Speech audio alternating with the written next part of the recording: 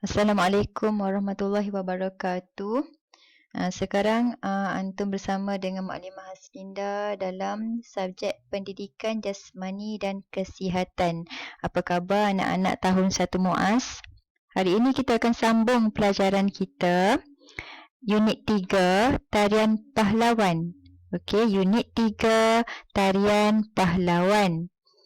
Okey, antum boleh buka buku teks masing-masing.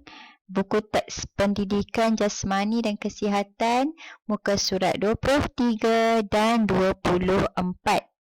Okey, jom kita mulakan sekarang. Okey, hari ini Mukadimah akan ajar dua jenis tarian pahlawan.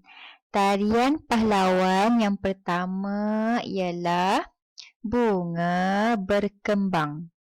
Okey, bunga berkembang. Kalau tengok dekat sini, bunga ni ialah bunga raya.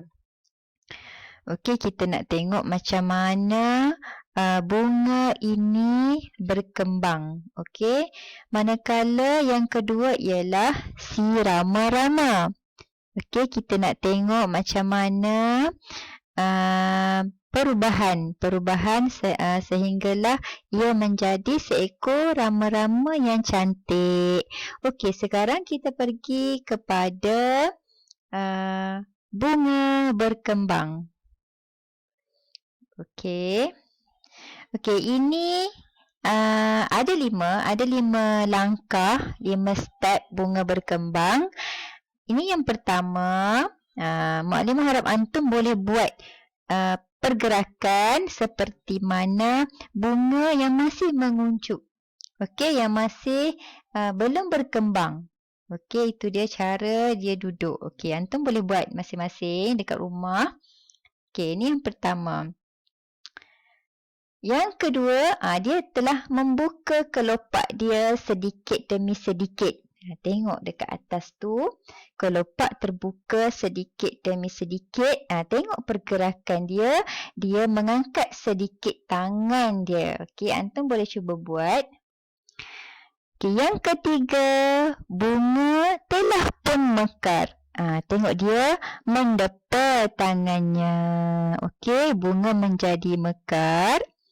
Dan yang keempat, bunga semakin mekar. Okey, dan kelihatan sangat cantik. Tengok dekat bawah ni. Tengok macam mana pergerakan dia. Wajahnya begitu gembira seperti mana bunga berkembang dengan begitu mekar sekali. Okey.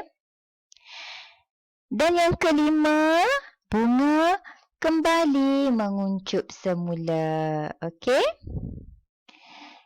Okey, Mukadimah harap antum buat pergerakan. Yang ni dia baring ya.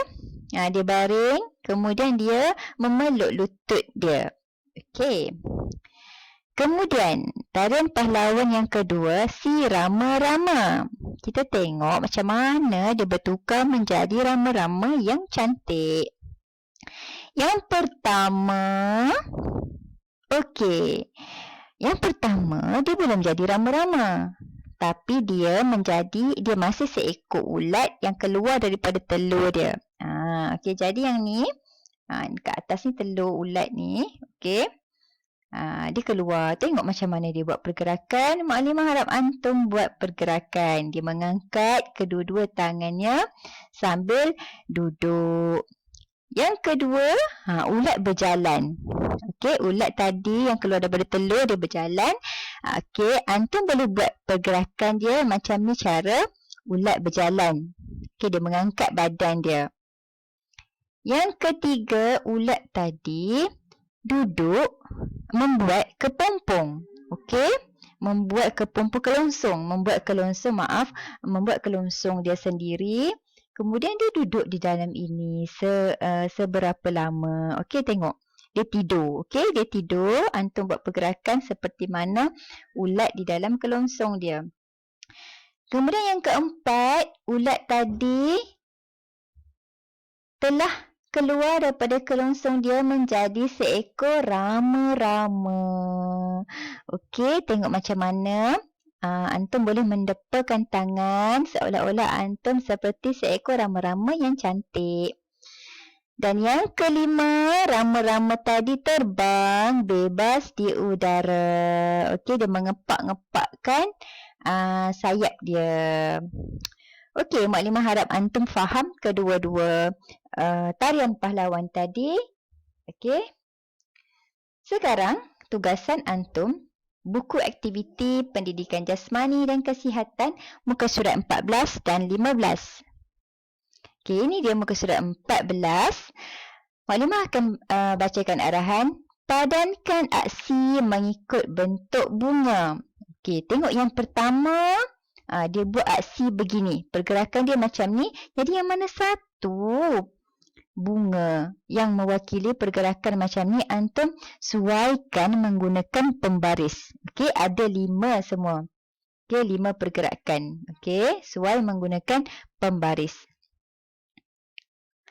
Okey, kemudian muka surat 15. Tuliskan nombor mengikut urutan aksi pergerakan yang sesuai dengan haiwan di bawah dalam ruang yang disediakan. Okey, Mak Limah bagi contoh yang pertama.